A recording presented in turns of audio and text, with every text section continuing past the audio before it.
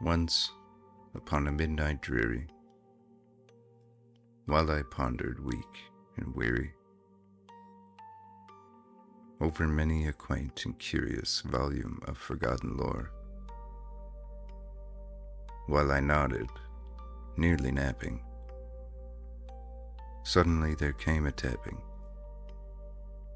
as of someone gently rapping at my chamber door. "'Tis some visitor," I muttered, tapping at my chamber door. Only this, and nothing more.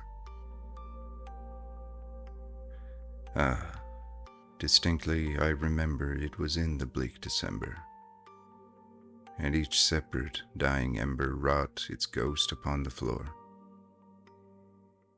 Eagerly I wished the morrow. Vainly I had sought to borrow from my books surcease of sorrow, sorrow for the lost Lenore,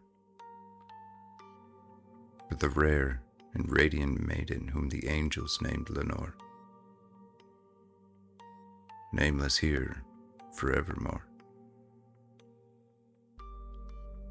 And the silken, sad, uncertain rustling of each purple curtain thrilled me, filled me with fantastic terrors never felt before,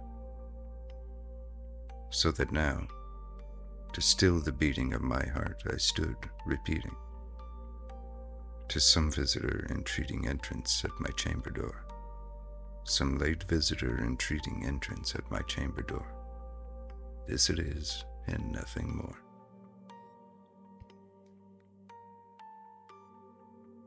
Presently my soul grew stronger, hesitating then no longer. "Sir," said I, "or madam, truly your forgiveness I implore. But the fact is I was napping, and so gently you came rapping, and so faintly you came tapping at my chamber door, that I scarce was sure I heard you." Here I opened wide the door. Darkness there, and nothing more. Deep into that darkness peering, long I stood there wondering, fearing, doubting, dreaming dreams no mortals ever dared to dream before. But the silence was unbroken, and the stillness gave no token, and the only word there spoken was the whispered word, "Lenore." This I whispered, and an echo murmured back the word, "Lenore." Merely this, and nothing more. Back into the chamber turning, all my soul within me burning. Soon again I heard a tapping, somewhat louder than before. "Surely," said I, "surely that is something in my window lattice. Let me see, then, what thereat is, and this mystery explore.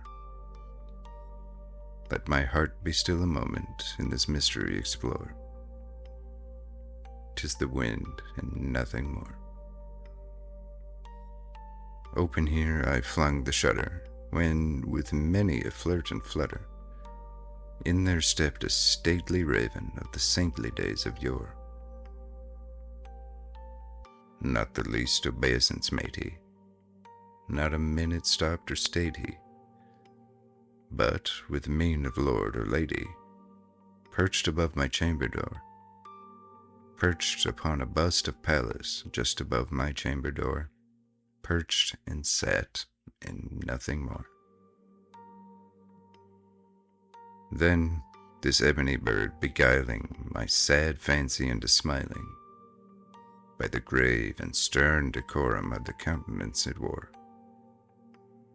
"Though thy crest be shorn and shaven, thou," I said, "art sure no craven, ghastly grim, an ancient raven wandering from the nightly shore. Tell me what thy lordly name is on the night's Plutonian shore. Quoth the raven, Nevermore. Much I marveled this ungainly fowl to hear discourse so plainly, though its answer little meaning, little relevancy bore. For we cannot help agreeing that no living human being ever yet was blessed with seeing bird above his chamber door, bird or beast upon the sculptured bust above his chamber door with such name as Nevermore. But the raven, sitting lonely on the placid bust, spoke only that one word, as if his soul in that one word he did outpour. Nothing further than he uttered, not a feather than he fluttered, till I scarcely more than muttered, other friends have flown before.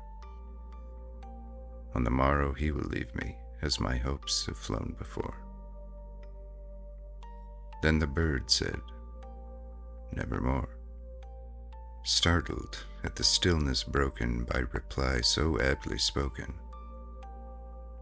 Doubtless, said I, what it utters is its only stock and store, caught from some unhappy master whom unmerciful disaster followed fast and followed faster, till his songs one burden bore, till the dirges of his hope that melancholy burden bore of nevermore. But the raven still beguiling all my fancy into smiling, straight I wheeled a cushioned seat in front of bird and bust and door. Then upon the velvet sinking I betook myself to linking, fancy unto fancy thinking what this ominous bird of yore, what this grim, ungainly, ghastly, gaunt, and ominous bird of yore meant in croaking, Nevermore. This I sat engaged in guessing, but no syllable expressing to the fowl whose fiery eyes now burned into my bosom's core. This and more I sat divining, with my head at ease reclining on the cushion's velvet lining that the lamplight gloated o'er, but whose velvet violet lining with the lamplight gloating o'er she shall press, nevermore. Then methought the air grew denser, perfumed from an unseen censer swung by seraphim, whose footfalls tinkled on the tufted floor.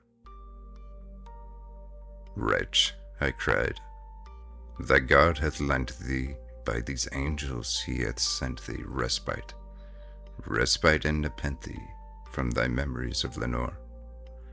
Quaff, O quaff this kind nepenthe, and forget this lost Lenore. Quoth the raven, Nevermore. Prophet, said I, thing of evil, prophet still if bird or devil, whether tempter sent or whether tempest tossed thee here ashore, desolate yet all undaunted on this desert land enchanted, on this home by horror haunted, tell me truly, I implore, is there balm in Gilead? Tell me, I implore. Quoth the raven, Nevermore. Prophet, said I, thing of evil, prophet still if bird or devil, by that heaven that bends above us, by that God we both adore, tell this soul with sorrow laden, if within the distant Aidenn it shall clasp a sainted maiden whom the angels named Lenore, clasp a rare and radiant maiden whom the angels named Lenore. Quoth the raven, Nevermore. Be that word our sign in parting, bird or fiend, I shrieked, upstarting, get thee back into the tempest and the night's Plutonian shore. Leave no black plume as a token of that lie thy soul hath spoken. Leave my loneliness unbroken, quit the bust above my door. Take thy beak from out my heart, and take thy form from off my door. Quoth the raven, Nevermore. And the raven, never flitting, still is sitting on the pallid bust of Pallas, just above my chamber door. And his eyes have all the seeming of a demon's that is dreaming, and the lamplight o'er him streaming throws his shadow on the floor. And my soul from out that shadow that lies floating on the floor shall be lifted nevermore.